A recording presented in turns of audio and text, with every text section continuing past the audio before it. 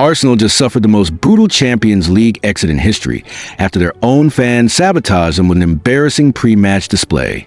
The real reason they have choked for 19 straight years will shock you. Stick until the end to see the unforgivable open goal miss that ended their season. This is why their curse will never be broken. For 19 agonizing years, Arsenal Football Club has been the theater of my unrelenting torment. Each season scripting a fresh tragedy in the grand arena of the UEFA Champions League. The wounds cut deep and often, delivered with surgical precision by teams that seem to take pleasure in extinguishing the fragile embers of my hope. 7 seasons in succession, the round of 16 became our burial ground, a cursed stage upon which dreams bled out in slow motion. In 2011, against the almighty Barcelona, we dared to defy the odds, claiming a 2-1 victory in the first leg. That intoxicating whiff of glory was short-lived. Lionel Messi equalized on away goals. Yet fate appeared momentarily merciful when an own goal swung momentum back to us. For a fleeting moment, I envisioned the impossible, eliminating the finest team in the world, only for calamity to strike as our best players saw red for the crime of kicking the ball after the whistle. From that point, the descent was inevitable. Barcelona netted twice more, snuffing out our resistance with ruthless finality. The following year brought AC Milan, and with them, the return of our king, a talisman Mancini mocked us, delivering a 4-0 humiliation in what became the final act of his career at the club. Still, hope lingered in the second leg as Laurent Koscielny scored early, Tomas Rosicky clawed back another, and Alex Oxlade-Chamberlain won a penalty converted by Robin van Persie. We stood 1 goal from rewriting history, but when Gervinho's chance fell to Van Persie and was squandered, the revival collapsed. That night became the template for our European existence. Close enough to taste salvation, only to have it snatched away by our own failings. In 2013, Bayern Munich arrived at the Emirates like a storm, crushing us 3-1 at home with goals so feeble in concession they bordered on self-sabotage. Yet in Munich, we clawed back through Olivier Giroud and Koscielny, only to be eliminated again by the cold arithmetic of away goals. The next year offered a rematch, and the narrative seemed poised for redemption with Mesut Ozil in our ranks, a man brought in to redefine our European story. Instead, he saw his penalty saved, Wojciech Szczesny was sent off, and Bayern calmly dismantled our illusions once more. 2015 was meant to be our reprieve. No Barcelona, no Bayern. Instead, Monaco. This should have been our passage to the quarterfinals. Yet Jeffrey Kondogbia's deflected strike and Dimitar Berbatov's effortless composure told a different tale. Olivier Giroud, in a performance that defied belief, missed 5 glaring chances, leaving our fate sealed.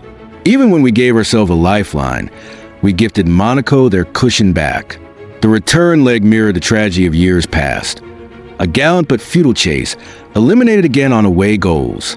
Barcelona returned in 2016, this time wielding the MSN trident, Messi, Suarez, Neymar. In our hour of need, the manager turned to Matthew Flamini, who within 30 seconds conceded a penalty. The final score barely mattered. The humiliation was the real wound. And then in 2017, finishing top of our group promised a gentler draw. The footballing gods, in their twisted humor, gave us Bayern Munich. Again, that was the final act before our exile. 6 long years without the Champions League, banished not by decree, but by mediocrity. The Europa League, meant to be a softer stage, became its own chamber of horrors.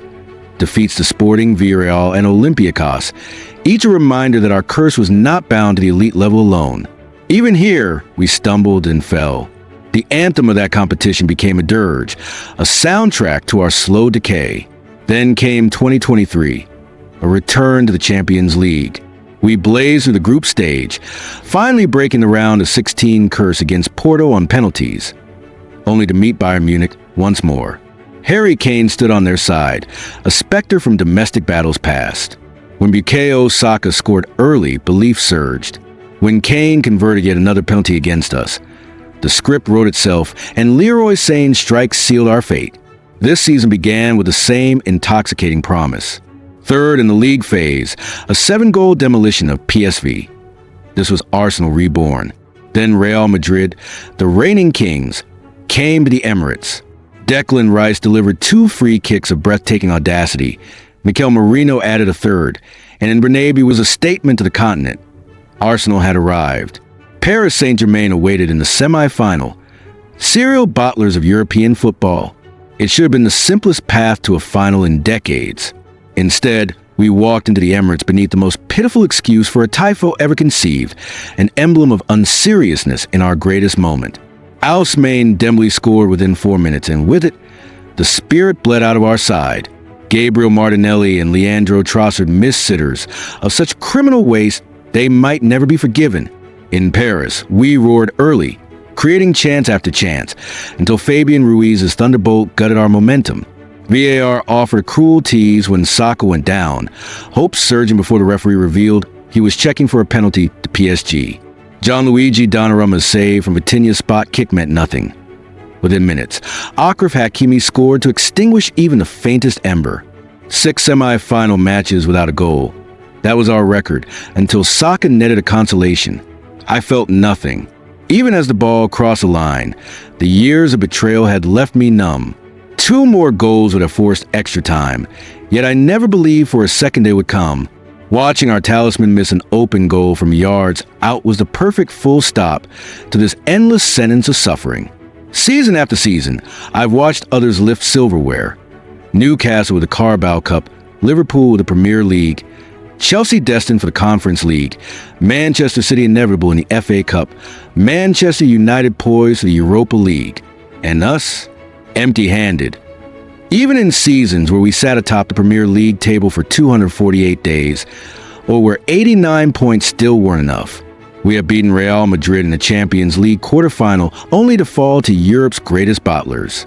Now, insult piles upon injury, a guard of honor for a team I've derided all year. Being an Arsenal fan is not a hobby. It's an exercise in masochism, a test of how much heartbreak one soul can endure. The haters said we couldn't do it, and they were right. Season only to be yanked away with surgical cruelty. There is no closure, only the cycle. The knowledge that the next chapter will likely be written in the same ink of frustration. And yet, impossibly, I still turn up, still believe, because supporting Arsenal is not about logic. It is about surviving the chaos, carrying the scars, and waiting for the day, if it ever comes, when the curse is finally broken. Which Champions League elimination do you think was Arsenal's most painful? Do you believe this curse is written in fate or just a product of poor decisions? And will Arsenal ever lift Europe's biggest prize in our lifetime? Share your thought in the comments, and remember to subscribe for more football heartbreaks and hidden stories.